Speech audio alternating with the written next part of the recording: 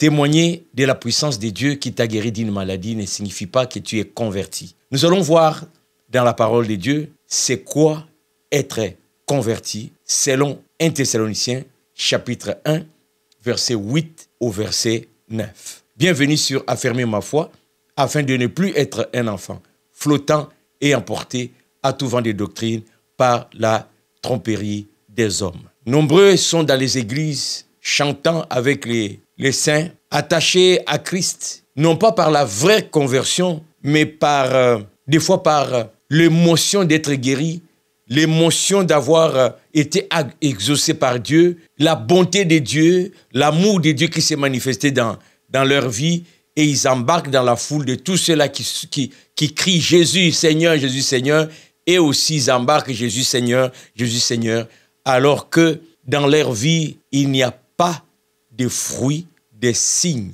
de la conversion. À ne pas confondre la conversion, à ne pas confondre avec la guérison, avec la bénédiction. Il est important que nous puissions amener la clarté sur cet élément, la conversion, parce que venir à Christ, ce qui est plus important, ce n'est pas la guérison physique d'une maladie, mais c'est vraiment la conversion du cœur. Et lorsque le cœur est réellement converti, les fruits sont palpables. Voyons voir dans ce texte de 1 Thessaloniciens. Je lis du verset 8 au verset 9. Non seulement, en effet, la parole du Seigneur a retenti de chez vous dans la Macédoine et dans l'Achaïe, mais votre foi en Dieu s'est fait connaître en tout lieu, de telle manière que nous n'avons pas besoin d'en parler. Car on raconte à notre sujet quel accès nous avons eu auprès de vous et comment vous vous êtes convertis à Dieu en abandonnant les idoles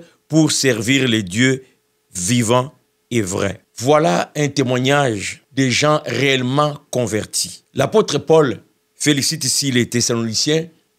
Il dit, j'ai eu écho de votre conversion. Moi-même qui est venu vers vous, nous qui sommes venus vers vous pour vous annoncer l'évangile. Oui, nous pouvons ramener des témoignages, dire, nous avons vu les gens s'élever pour donner leur vie au Seigneur. Mais étant donné que le fruit de votre conversion parle, plus besoin pour nous de raconter. Que les gens voient tout simplement, que les gens constatent ce que vous êtes devenus. Nous apprenons de là où nous sommes que la parole de Dieu a été vraiment bien accueillie. Votre foi en Dieu s'est fait connaître en tout lieu, de telle manière que nous n'avons vraiment pas besoin d'en parler. Les gens constatent que vous êtes réellement convertis. On raconte à notre sujet quel impact nous avons eu. Ces passages chez vous, le travail d'évangélisation que nous avons fait chez vous, l'annonce, l'enseignement de la parole de Dieu, ça, les gens voient les fruits après notre départ. Vous n'êtes pas accrochés à Christ seulement pendant que nous étions là. Bien au contraire, vous vous êtes approprié Jésus au point que votre vie parle. Qu'est-ce qu'on nous raconte sur vous? On nous dit que vous êtes convertis à Dieu en abandonnant les idoles pour servir les dieux vivants et vrais. Selon donc ces textes, la conversion est un revirement. La conversion consiste à abandonner. Il faut qu'il y ait un abandon de quelque chose que nous faisions qui, devant Dieu, était abominable. Une chose qui prenait la place de Dieu dans nos vies. Une chose qui ne donnait pas gloire à Dieu. Nous devons, à travers la clarté de l'évangile, prendre conscience de ces comportements, cette manière de faire, cette manière d'être, cette manière de penser et réaliser que devant Dieu, c'est une abomination, c'est de l'idolâtrie, c'est un péché. Et virer, tourner le dos.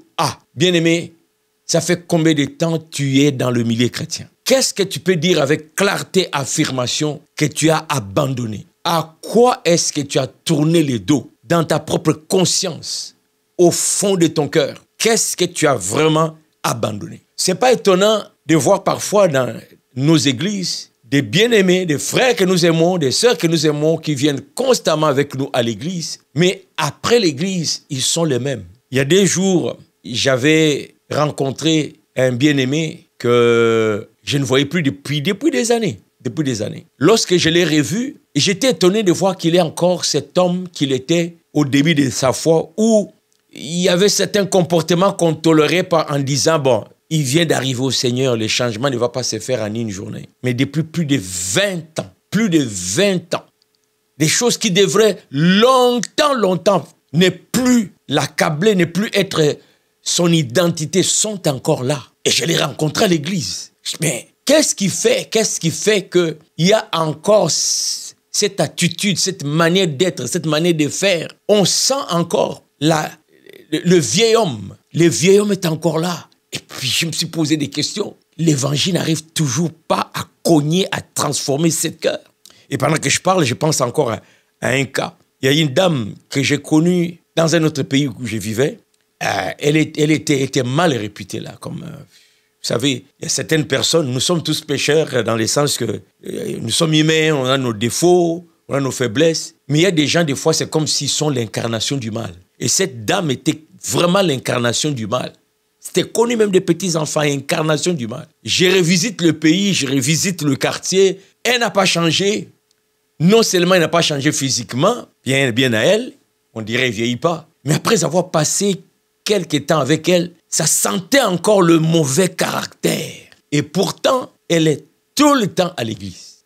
Et là encore, je me suis m'être demandé, toutes ces années, l'évangile n'a pas réussi à cogner, à briser ces cœurs de pierre. Peut-être qu'il y a des gens qui pensent que la conversion, c'est de s'assurer que dimanche, on est à l'église.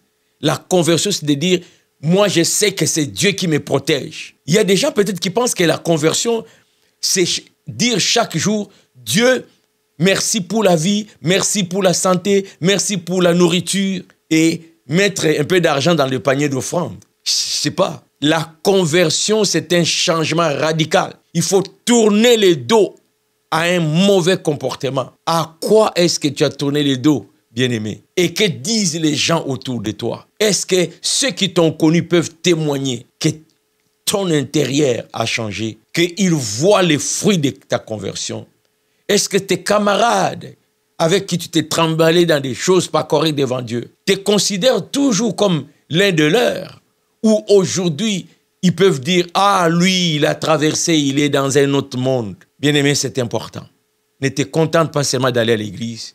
Relis ces textes et fais examen de conscience devant le Seigneur. Est-ce que tu es réellement converti? À quoi est-ce que tu as tourné les dos? Que le Saint-Esprit t'enseigne plus que mes mots. Je ne suis pas venu pour te juger, te critiquer, juste pour t'amener à prendre conscience. Il ne faut pas confondre c'est quoi la conversion. C'est vraiment un changement de l'homme intérieur. Et ça, c'est le fruit de la parole de Dieu que tu accueilles dans ton cœur. Si tu l'accueilles, cette parole va commencer à transformer les cœurs. Mais si tu écoutes les prédications juste comme un discours qu'on doit écouter, que les pasteurs, les prédicateurs doivent dire chaque dimanche, c'est ce qui fait que même 30 ans après, il n'y aura aucun changement. Je te souhaite cette fois-ci une vraie conversion. Si tu as été béni, commente, partage. Et si tu n'es pas abonné, abonne-toi, ça ne coûte absolument rien. Ici, je partage tout ce qui fortifie ma foi en espérant que ça va aussi fortifier quiconque m'écoute. À la prochaine.